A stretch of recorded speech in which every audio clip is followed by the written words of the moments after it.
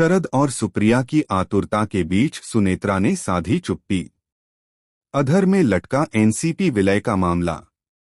अंतिम निष्कर्ष पर पहुंचने से पूर्व डिप्टी सीएम अजित पवार के निधन के बाद एनसीसी के विलय का मामला फिलहाल अधर में लटक गया है। नई परिस्थितियों में शरद पवार परिवार में विलय के लिए जरूरत आतुरता दिख रही है, मगर अजित परिवार में डिप्टी सीएम सुनेत्रा पवार समेत अन्य सदस्यों ने चुप्पी साध ली है।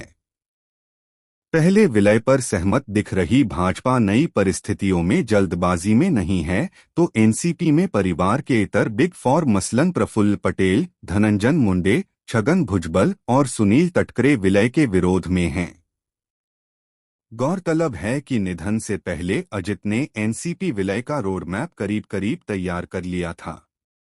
इस रोडमैप के मुताबिक एनसीपी शरद के मुखिया को राज्यसभा का एक और कार्यकाल दिया जाना था, जबकि सुप्रिया सुले को मोदी मंत्रिमंडल में शामिल किया जाना था।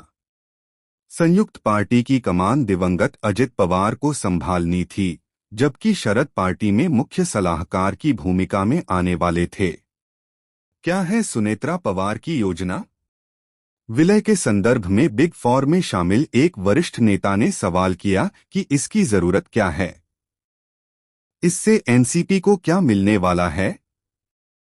उनका कहना था कि अजित के रहते परिस्थिति दूसरी थी, उन्हें ही विलय के बाद संयुक्त पार्टी की कमान संभालनी थी। अब चूंकि अजित नहीं है, ऐसे में इस विलय का एनसीपी को कोई लाभ नहीं मिलेगा। सूत्रों का कहना है कि बिना देरी किए डिप्टी सीएम का पद संभालने के बाद सुनेत्रा की योजना अब जल्द ही एनसीपी के संगठन की कमान भी हासिल करने की है। इसलिए लटका मामला।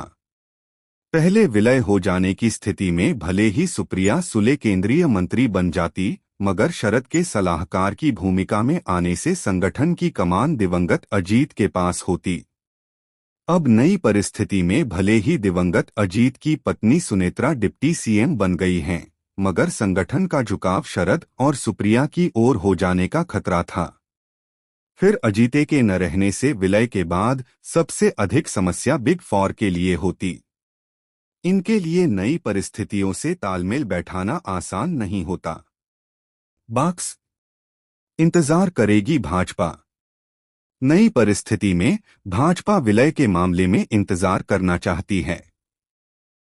दरअसल केंद्र में नायडू नीतीश ने अब तक मोदी सरकार के लिए कोई अड़चन पैदा नहीं की है।